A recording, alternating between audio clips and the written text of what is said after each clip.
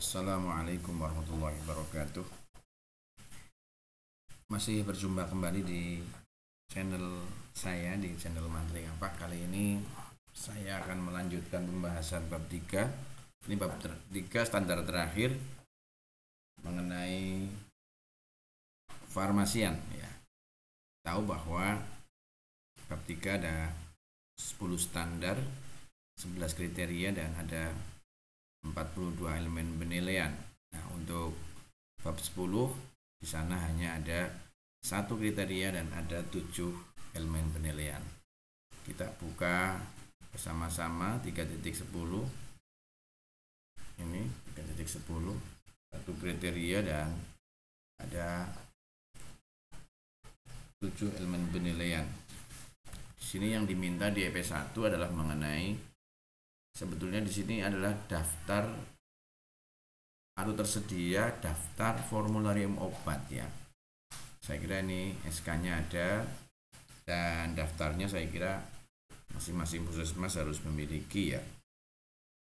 Ini sebagai contoh SK-nya, bahwa puskesmas adalah unit pelaksana teknik kesehatan yang memiliki tugas dan fungsi melindungi kesehatan masyarakat dan perorangan. Bahwa dalam rangka meningkatkan upaya pelayanan di puskesmas diperlukan dukungan logistik obat yang efektif dan sebagainya. Nah, ini presiden mengingatnya, undang-undangnya silakan teman-teman sesuaikan dengan regulasi yang terbaru. Mohon izin saya belum mencantumkan Permen Kes 34 tahun 2022. Silakan monggo dicantumkan di sini. Ini menetapkan formulir obat puskesmas, nama-nama sejen obat sebagaimana tercantum dalam lampiran.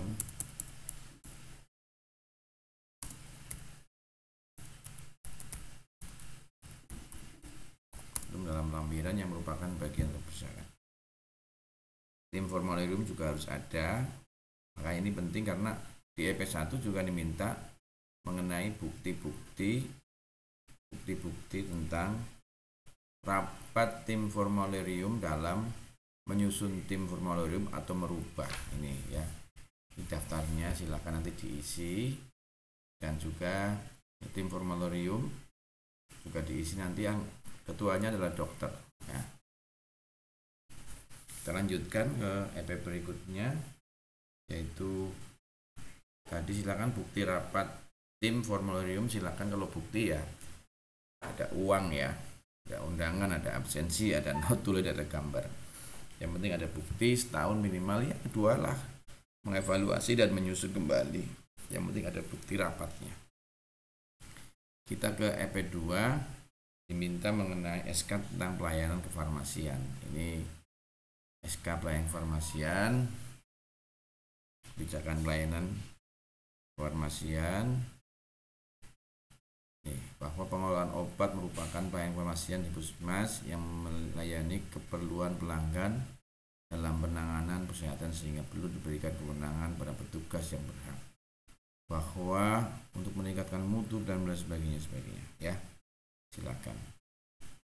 Nah, ini silakan ini.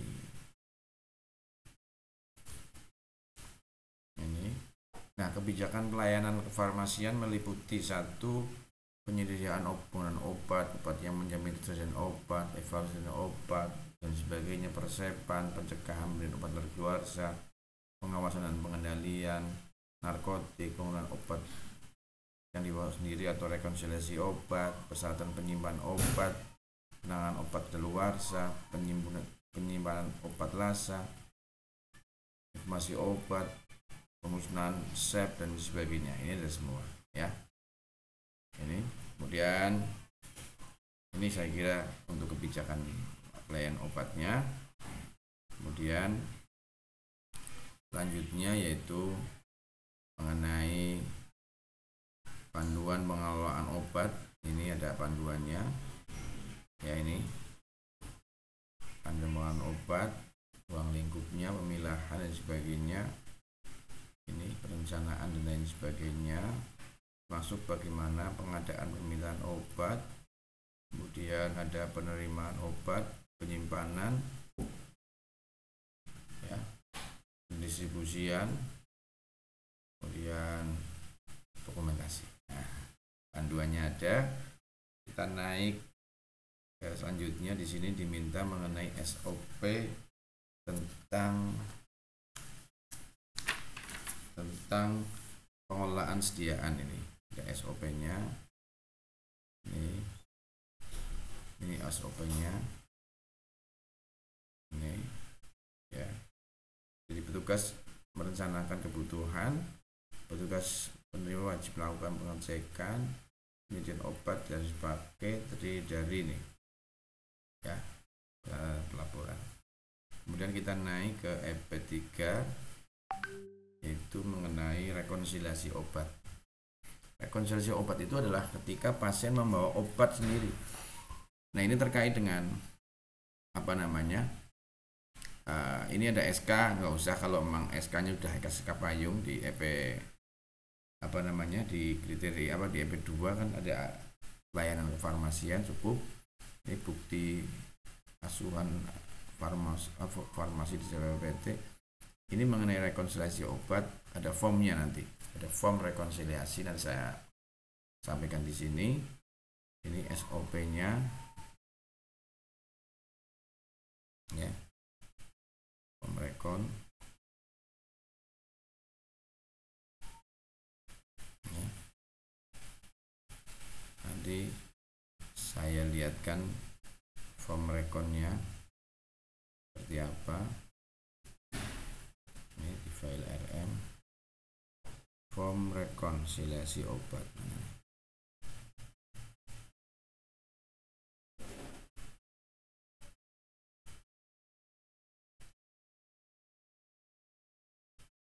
Nah, ini ada form rekonsiliasi obat.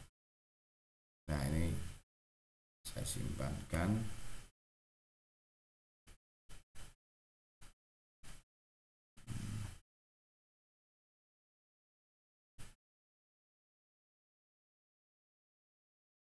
EP3.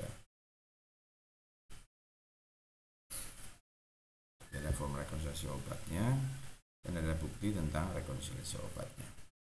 Kemudian kita naik ke EP4 ya, yaitu mengenai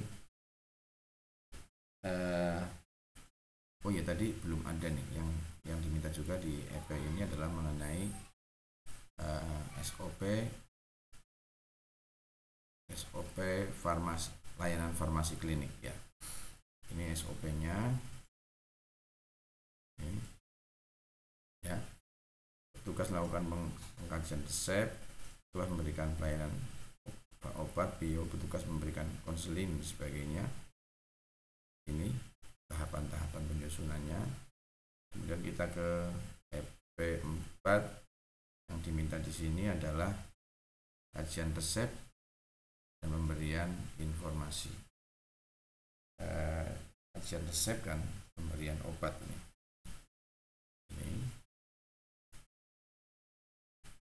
Ini SOP-nya ya. Silakan dilihat. Kemudian bukti kajian resepnya. Bukti kajian telah resep. Ini telah resep ya. Nanti bukti telah resep itu biasanya resep yang dibaliknya ya, baliknya atau di bawahnya terserah, tergantung apa namanya, ini SOP kajian resepnya ya. Kita naik ke EP berikutnya di EP5, yaitu mengenai informasi pemberian obat ya. Ini SOP informasi dan buktinya lah. Terkait dengan bukti kan, saya kira kalau bukti kan mesti ada foto lah, ada tanda tangan, itu bukti pemberian informasi obatnya ya. Terus memanggil pasien, membersihkan identitas pasien, terus menyerahkan obat, meliputi jumlah obat, aturan pakai, lama pemakaian, indikasi, efek samping, dan penanganan jika terjadi alergi. Petugas mempersilahkan pasien bertanya jika belum jelas, dan petugas minta paraf pada. Nah, ini bukti-bukti ini dilakukan enggak? Nah, kemudian yang 6 adalah mengenai